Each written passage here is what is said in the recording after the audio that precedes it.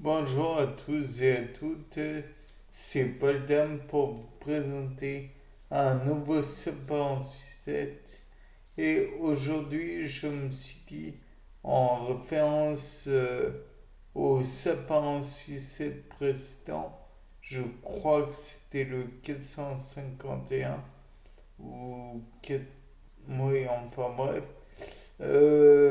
il est pour observer les éventuels constituants de, comment dire, de l'iris. Donc de là, je me dis, on va tout de même pas faire une ponction à l'aiguille chez Homo sapiens ou chez un animal. En revanche, ce que l'on peut faire, sans employer de méthode intrusive, c'est éventuellement comment les observer l'œil et l'iris particulièrement avec un IRM. Alors IRM fonctionnel comme vous le savez. Et donc, IRM veut dire imagerie par résonance magnétique. Bon, de là, vous pouvez imaginer des choses, mais pas grand-chose en fait. Ce que ça veut dire, c'est que en somme, on voit des éléments qui renvoient à une impulsion magnétique. Je ne saurais pas vous expliquer parfaitement comment marche un IRM.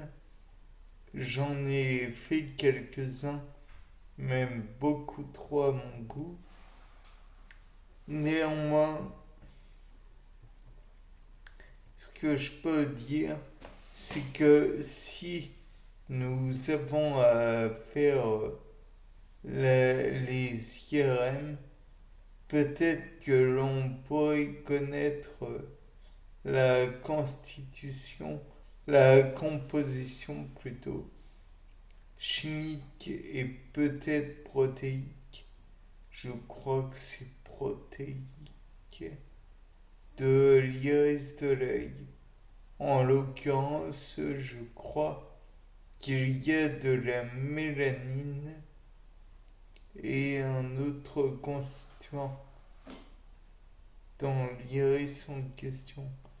Peut-être que avec l'IRM, il est possible de connaître la composition chimique de celle-ci. De plus, on pourrait peut-être chercher à connaître le, la composition du liquide de l'œil, puisque à ma connaissance, c'est un liquide aqueux, mais je ne saurais vous dire précisément ce que c'est. De plus, il est possible que l'on donc détermine la composition du liquide en question. Mais on pourrait peut-être aussi faire le lien avec la cornée qui est là en fait pour réceptionner comment dire, la lumière envoyée par un objet et celui-ci pourrait peut-être permettre de dire comment est-ce que le cerveau peut percevoir cet objet. Peut-être que l'on pourrait aussi, éventuellement bien sûr, envisager comment est-ce que ça peut être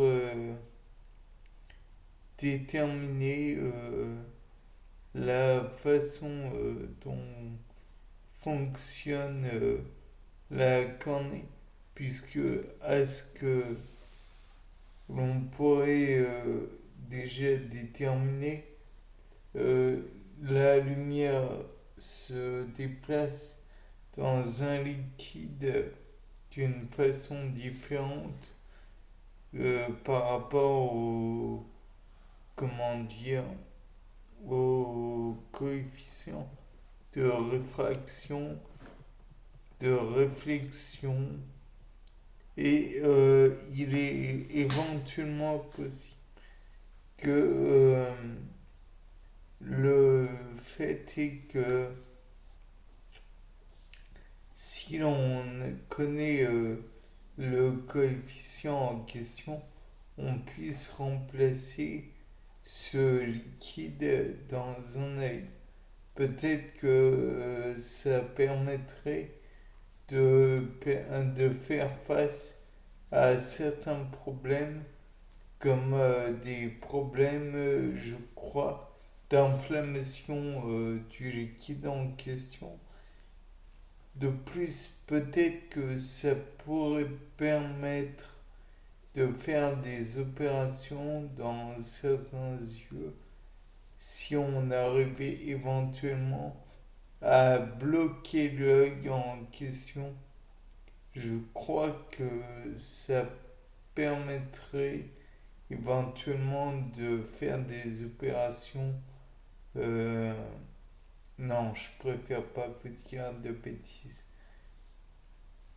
De plus, le fait est que peut-être que l'on pourrait modifier ce problème de cône et de bâtonnet défaillant, enfin cône défaillant surtout.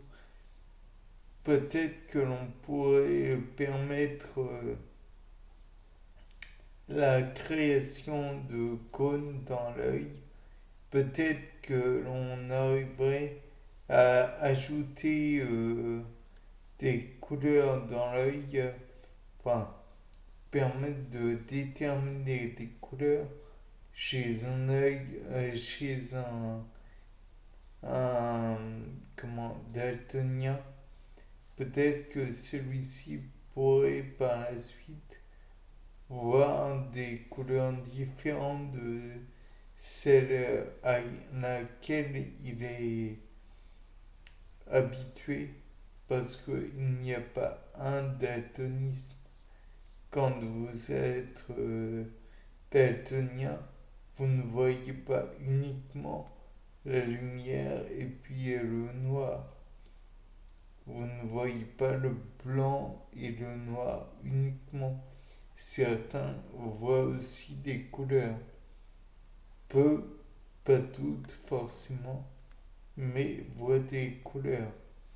Donc peut-être que l'on pourrait modifier certains cônes de telle façon que il puisse être perçu différentes couleurs plus en quantité plus importante.